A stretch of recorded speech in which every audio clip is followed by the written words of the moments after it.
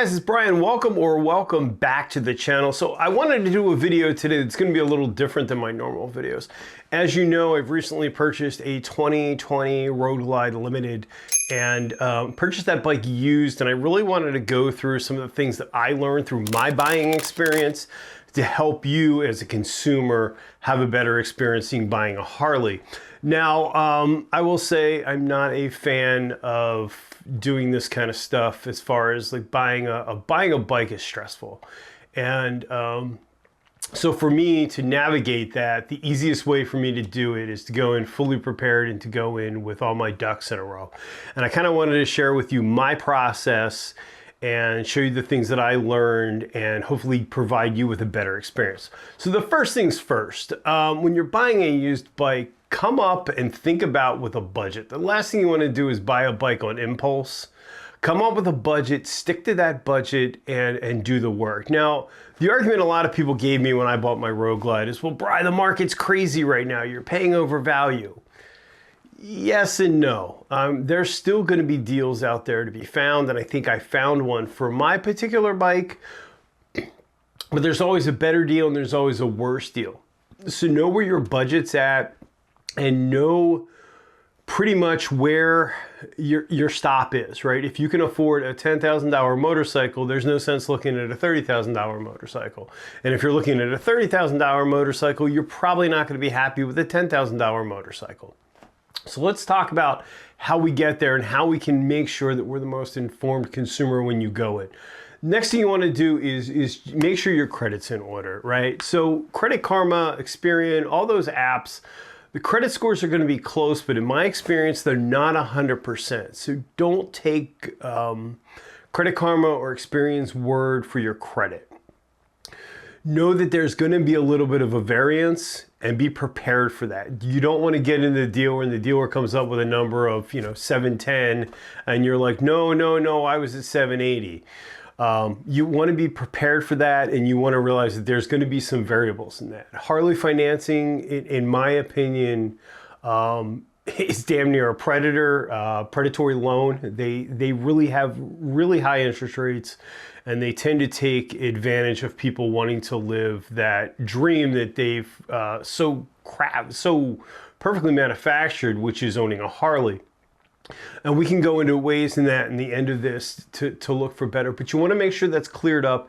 If you have any issues, get them resolved ahead of time, preferably months ahead of time, so all three of your credit cards can report. They're always going to pull in the highest number, but you want to make sure that all of those reports are in the best order they can be. Again, it's your credit score.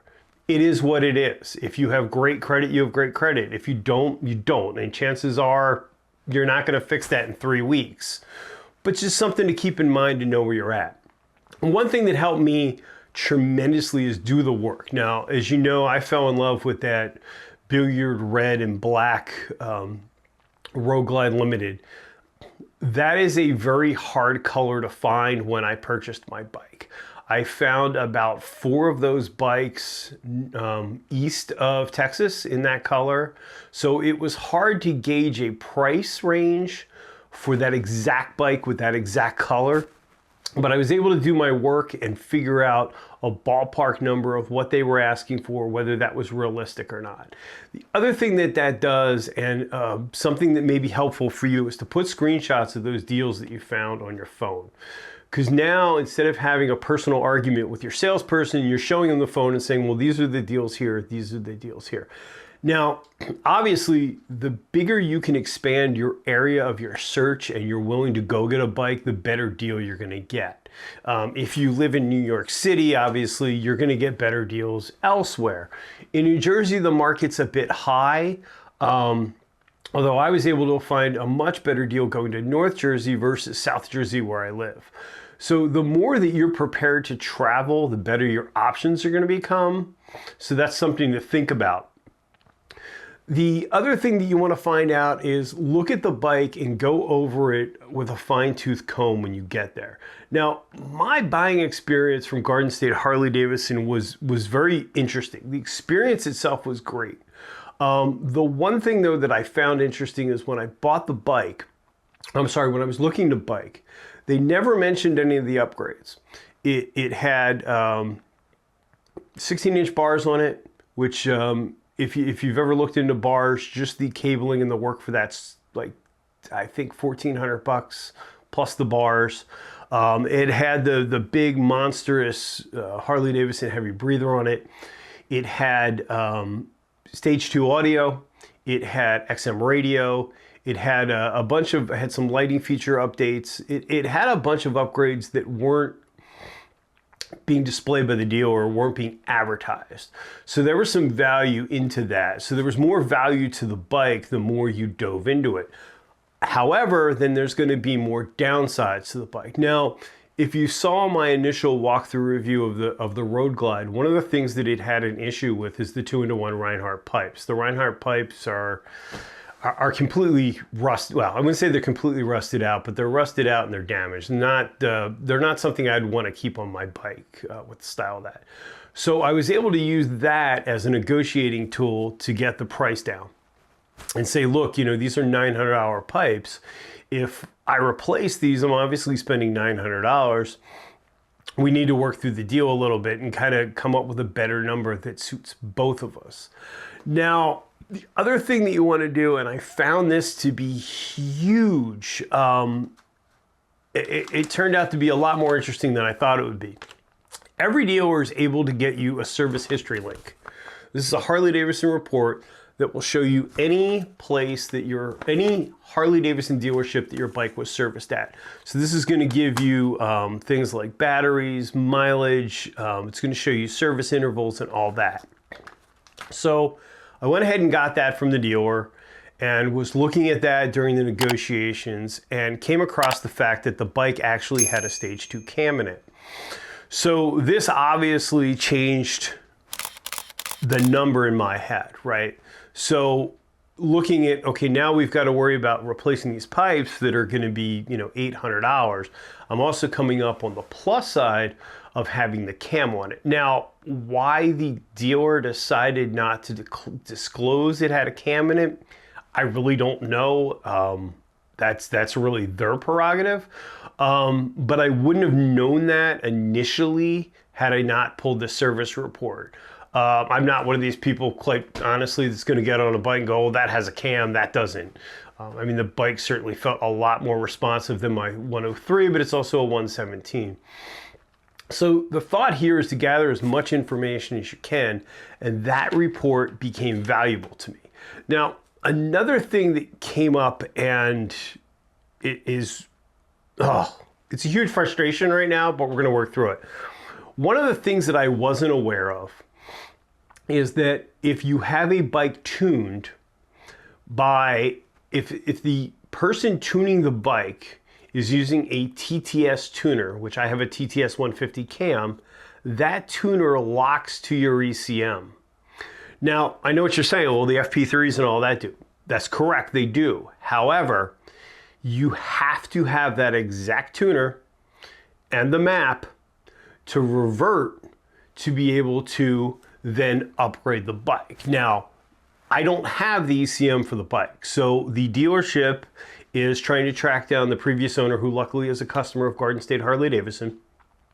They're trying to track him down to understand if he still has the tuner or if it was tuned somewhere, or what we can do to get the ECM unlocked. Now, that is a huge issue as far as money is concerned. I talked to TTS on the phone. They're saying that if you mail it in, they can unlock it, potentially. The word potentially unlock it was used. But you're gonna have to mail it off to California. You're probably gonna be without your bike for at least a month. And that's if they can do it. To replace the ECM, you're probably looking at $1,000 by the time it's all said and done. Now, for most people, that wouldn't be an issue. If they were buying a bike that had the pipes were perfect on it and nobody wanted to go beyond stage 2, that would never be an issue. And quite honestly, the people that I've been talking to this about and talking to my tuner guy about, he's like, you know, I've seen this, but it's very rare. And more importantly, you as the consumer wouldn't know to ask that question. What I would suggest to you highly is to go look at a bike. When you find it, go to the dealership, check it out, obviously in person. And before you sign the papers, have them check the ECM and see that it's unlocked and you're able to put on whatever ECM flash you want to build out your bike. For me, I want to go to a stage 4. So me having that bike unlocked is critical. Now, this is not a situation most people will get into, but I think it's something very important to think about, because at the end of the day, when you're buying a used bike, you're buying all these add-ons that sometimes you're not paying for, but you're also potentially inheriting someone's problems, which we are today. So this is probably not something that you're going to run into, but I think it's something that you should really think about, at least asking the question and having it looked at. Because again, you have the most power to negotiate and to walk away, obviously, before you sign the deal. After the deal, it's going to be a little bit difficult. So why I'm frustrated that the ECM was locked, it's workable. You can solve the problem with money, but it's not money that I wanted to solve, to spend. But I think it's really important to go in as an informed consumer. A lot of these dealerships that have fit specialists are not, I mean, there's no other way to say it. A lot of times when you go in and you talk to a fit specialist, they may or may not ride. And you may be talking to somebody that may be a very good salesperson, but they may not be a rider. So they're not looking at the bike the same way that you are. You know, you're looking at it from a different experience. So make sure that what you're looking for to get out of a bike is going to align with the dealership. I went around and talked to the service guys. They were able to answer my questions about the cam and really help me understand what was done to the bike, why it was done, how it was done. So I had a little bit more comfort in knowing what was done to the bike. That's been my experience. So the experience of buying a used bike so far has been positive. We had some setbacks and there's some things we're going to work through. But at the end of the day, if you're buying a used bike, or as much like a used car or used house, anything, you're going to always run into problems you're not prepared for.